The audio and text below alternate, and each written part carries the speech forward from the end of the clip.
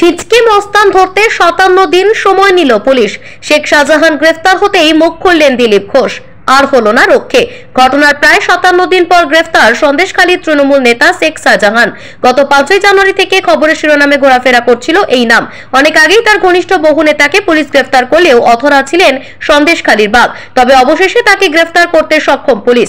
শেখ শাহজাহান গ্রেফতার হতেই মুখ খুললেন বিজেপির প্রাক্তন রাজ্য সভাপতি দিলীপ ঘোষ। নিত্যদিনের ন্যায় বৃহস্পতিবার সকালে নিউটাউন ইকো পার্কে প্রাতঃভ্রমণে গিয়েছিলেন তিনি।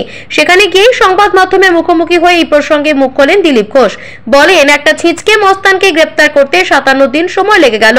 তাহলে বুঝতেই পারছেন রাঘব বোয়ালদের কোনোদিনই ধরবে না পুলিশ। আসলে এই পার্টির নেতারাই ঠিক করে দিচ্ছেন পুলিশ কাকে কখন গ্রেফতার করবে। এদিকে সন্দেশখালীর মানুষেরা নিরন্তর লড়াই চালিয়ে যাচ্ছেন।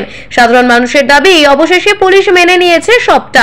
সর্বভারতীয় চাপের জন্য পুলিশকে বাধ্য হয়ে গ্রেফতার করতে হলো শেখ শাহজাহানকে, এমনটাই বললেন দিলীপ ঘোষ। তার দাবি, আমরা সকলেই জানতাম সন্দেশখালীতেই ঘাপটি মেরে বসে আছেন শেখ শাহজাহান, কিন্তু পুলিশ তাকে গ্রেফতার করেনি। অবশেষে আদালতের কাছে কান মোলা খেয়ে হাতে নাতে পাকড়াও করলো তাকে পুলিশ। এবার সন্দেশখালীর মানুষেরা ঠিক করবেন কিভাবে তাদের জমি বাড়ি তারা ফিরে পেতে চান। দিলীপ ঘোষের সংযোজন, শেখ শাহজাহানের কারণে আমাদের 4 কর্মী হয়েছে। আমরা অনেক আগে এফআইআর করতে চেয়েছিলাম, কিন্তু পুলিশ এফআইআর নেয়নি। হাজার হাজার কোটি টাকা লুট করেছেন এই তৃণমূল নেতা। না, পুলিশের হাতে দায়িত্ব দিতে একটা ছিচকে মস্তানকে ধরতে 57 দিন লাগলো। তাহলে যারা বড় বড় ঘুরে বেড়াচ্ছে রাঘব বোয়াল, তাদেরকে পুলিশ তো কোনোদিন ধরবে না। নেতারা বলছিলেন 1 সপ্তাহ 2 সপ্তাহ। আমি জানি না পুলিশ প্রশাসন তারা কি করছে। পার্টির স্পোক্সম্যান, পার্টির নেতারা ঠিক করে দিচ্ছেন কাকে কবে ধরা হবে। যাই হোক, ধরা পড়েছে। ওখানকার মানুষ নিরন্তর প্রয়াস করেছেন, লড়াই করেছেন যে এই ধরনের ক্রিমিনালদের ধরা হোক। ধরা পড়েছে। সাধারণ মানুষের দাবি কমপক্ষে মেনেছে পুলিশ। না, শুভেন্দুদা তো বলে দিয়েছেন, খবর ছিল, কিন্তু এটা সবাই জানে। আর এই চাপের জন্য হয়তো পুলিশ বাধ্য হয়েছে তাকে অ্যারেস্ট করতে। চারদিক থেকে চাপ, আর সর্বভারতীয় চাপ।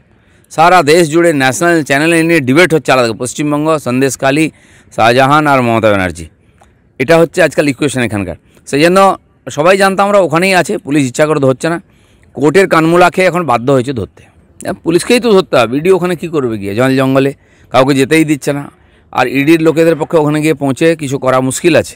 আমরাও বলছিলাম এটা পুলিশের হাতে ছিল, পুলিশই ধরেছে। না, আমরা তো প্রথম থেকেই বলছিলাম যে সবাই জানে শাহজাহান কোথায় আছে। পুলিশ চাইলেই ধরতে পারে। টিএমসি যখন চাইবে তখন হবে। আমার মনে হয় তারা বাধ্য হয়েছেন এখন তাকে ধরতে, তাই ধরা পড়েছে। এটা যদি আগে হতো তাহলে হয়তো বিষয়টা এত বাড়তো না। সেটা তো ওখানকার লোকেরা ঠিক করবেন। যাদের জমি বাড়ি নিয়ে নিচ্ছে সেটা তো ফেরত চাই। যাদের কাছ থেকে টাকা নিয়ে নিচ্ছে, যাদের 100 দিনের কাজের টাকা নিয়ে নিচ্ছে, বাড়ির টাকা নিচ্ছে, শৌচালয়ের টাকা নিয়েছে, বছরের বছর লুট হয়েছে, ভেড়ি লুট হয়েছে, তো সেগুলো তো মানুষ ফেরত চাইবেই, কারণ মানুষ তার জন্য সাফার করেছে। জায়গায় জায়গায় এরকম অন্যায় অত্যাচার চলছে। আন্দোলন হবে, একজন কাউকে ধরে নেবে, তারপরে চাপা পড়ে যাবে, তা নয়। বা টাকা ফেরত দিয়ে দিল, চাপা পড়ে যাবে। তো হাজার হাজার কোটি টাকা লুট হয়েছে। টাকা ফেরত দিয়ে যদি বেঁচে যায় তাহলে অপরাধীরা তো কোনোদিন বন্ধ করবে না, আরও অপরাধ বাড়তেই থাকবে। অপরাধীদের সাজাও দিতে হবে। হ্যাপি নেটের প্রসেস শুরু হলো। এরকম বহু নাম আসবে। এই যে আনাকানি করছে, ধরতে চাইছে না টিএমসি, তার কারণ ওরা জানে পরপর লিস্ট আসবে, তাহলে সবাইকেই ধরতে হবে। আর ধরতেই হবে একদিন না একদিন।